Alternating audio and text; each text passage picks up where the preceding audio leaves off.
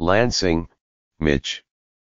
Armed with pieces of paper etched with their memories of sexual abuse, they stepped forward, one by one, nearly 100 of them, with more to come. For 4 full days this week, in a fluorescent lighted courtroom here, women and girls, some of them the best gymnasts in the country, others with dreams prematurely crushed, they said, by a man who now sat in handcuffs 10 feet away, leaned into a microphone to address him, sometimes through sobs, sometimes with screams, but always with determination. Ali Raisman, 23, who won gold medals at the past 2 Summer Olympics, told of late-night knocks on her hotel door while she was competing overseas, as the man, Dr. Lawrence G. Nassar, then the team doctor, arrived to abuse her. A teammate at the 2012 London Games,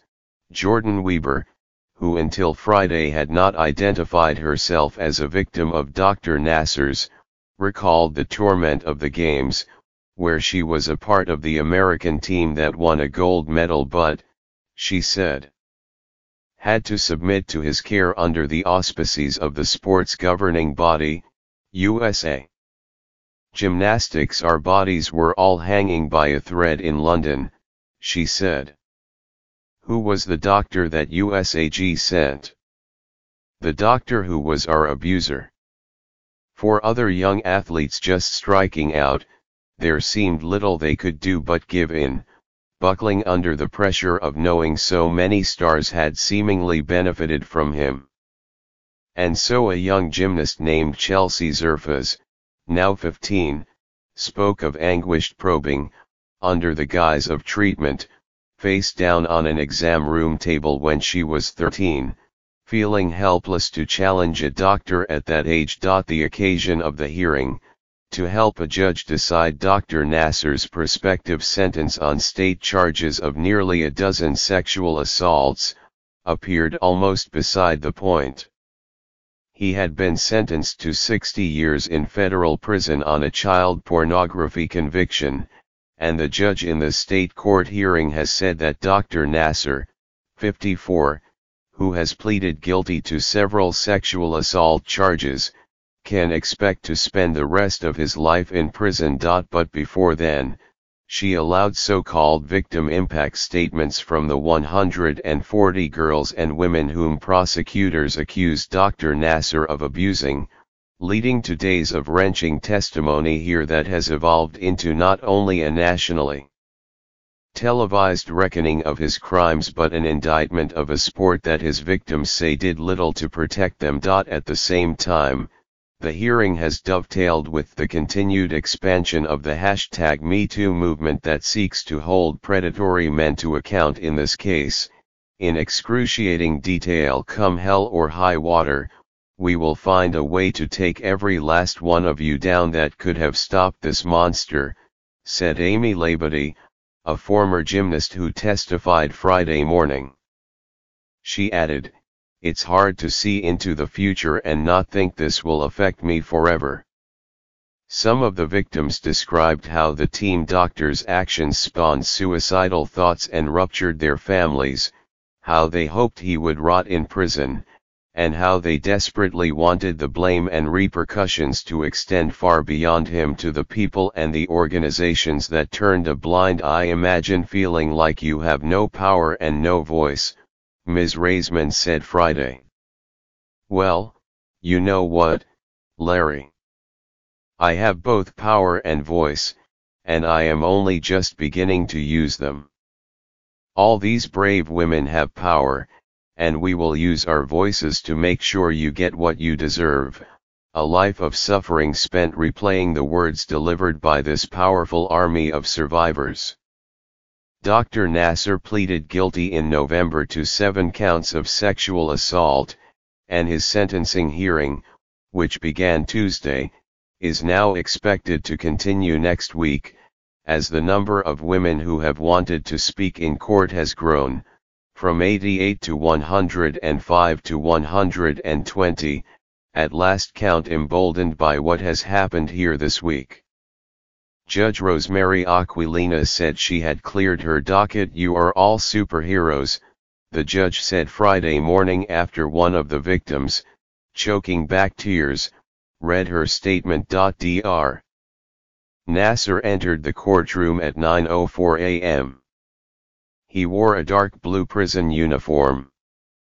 After he reached the witness box, where he has sat with a hangdog expression since the hearing began, he appeared to recognize that Ms. Raisman and Ms. Weber were seated together in the front row. Dr. Nassar looked down and slowly shook his head. Ms. Weber, 22, was the first person to testify on Friday but the 69th to have her statement heard since the proceedings began. Ms. Weber said Dr. Nassar began treating her when she was 8. Like many of those who came before her, Ms. Weber said that Dr. Nassar had manipulated her by bringing her food and coffee at pressure cooker training camps where such luxuries were prohibited. "Nobody was protecting us from being taken advantage of," Ms. Weber said. "Nobody was ever concerned whether or not we were being sexually abused." Ms. Raisman took clear aim at both USA Gymnastics and the United States Olympic Committee when she appeared in court on Friday. "Neither USA Gymnastics nor the USOC have reached out to express sympathy or even offer support," she said. "Not even to ask, 'How did this happen? What do you think we can do to help?' Why have I and others here, probably, not heard anything from the leadership at the USOC? Why has the United States Olympic Committee been silent? Why isn't the USOC here right now?" Mark Jones, a spokesman for the Olympic Committee, said in a statement that it first became aware of the possibility that a physician with the Gymnastics Federation had been abusing athletes in 2015. At that time, USA Gymnastics indicated that they were in the process of contacting the appropriate law enforcement agencies, Mr. Jones said. "We are heartbroken that this abuse occurred, proud of the brave victims that have come forward and grateful that our criminal justice system has ensured that Nassar will never be able to harm another young woman." At the same time, Mr. Jones said, "The Olympic Committee will continue to press for meaningful change in the Gymnastics Federation." The federation announced on Thursday that it would cut ties with Karolyi Ranch, a renowned training facility that was one of the places where Dr. Nassar molested the gymnasts. The development camp taking place through Sunday is the last USA Gymnastics activity at the ranch, the federation said in a statement on Friday.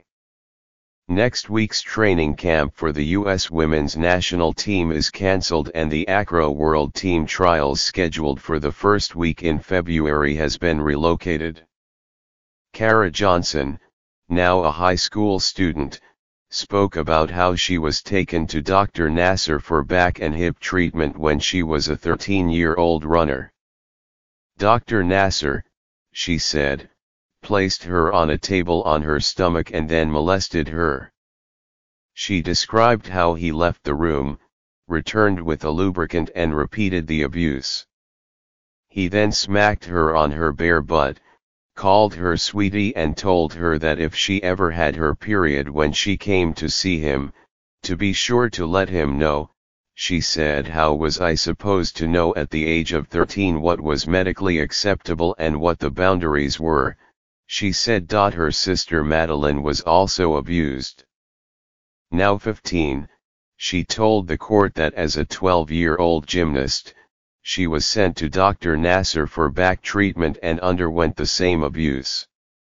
"At only 12 years old, I had no idea that it was inappropriate, illegal, and wrong," she said. On Thursday, Michaela Maroney, 22, another Olympic gymnast, said she had scars that might never heal after being abused by Dr. Nassar, starting when she was 13 or 14. Dr. Nassar was not a doctor, she said in a statement read for her by a prosecutor. He in fact is, was, and forever shall be, a child molester, and a monster of a human being. End of story. The impact of the trial, and Dr. Nassar's history of assault, is spreading well beyond the courtroom. Michigan State University, which employed Dr. Nassar, was also facing increasing pressure after revelations that 14 people, including the president, Lou Anna K. Simon, had been warned about his conduct. Ms. Raisman added that she had not been planning to speak in court. I was scared and nervous, she said, but decided to add her name to the list once she began listening to the impact statements that were delivered earlier this week. My dream, she said, is that one day everyone will know what the words me, to signify, but they will be educated and able to protect themselves from predators like Larry so that they will never, ever have to say the words, me, too.